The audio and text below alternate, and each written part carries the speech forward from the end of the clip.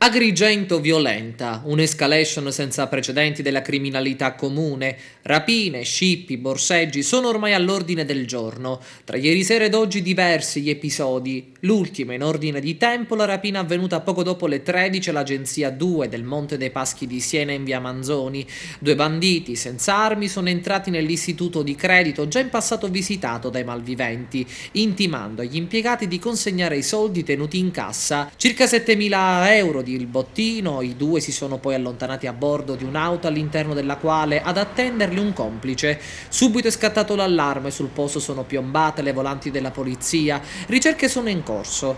Appena una settimana fa un'altra rapina al credito siciliano di via Imera, anche in quel caso ad agire sono stati due malviventi, anch'essi non armati. Uno di loro ha anche sferrato una testata al cassiere per farsi consegnare i soldi. Altra zona, altro colpo, via Unità d'Italia nei pressi di Fontanelle ieri sera. Un uomo fa irruzione nel supermercato Il Centesimo. Sotto la minaccia dell'arma costringe uno degli impiegati a consegnargli il contante custodito nella cassa, 90 euro appena. L'uomo si allontana a piedi, ma due impiegati del supermercato lo inseguono e lo bloccano. Si tratta di Carmelo Fragapane, 42 anni, già noto alle forze dell'ordine. Sul posto si portano i carabinieri del nord della compagnia di Agrigento, nel frattempo allertati.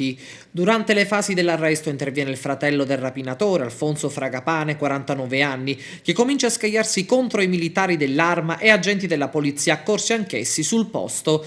Arrestano anche lui con l'accusa di resistenza a pubblico ufficiale e danneggiamento aggravato. Recuperato il bottino ed anche la pistola, risultata una riproduzione giocattolo.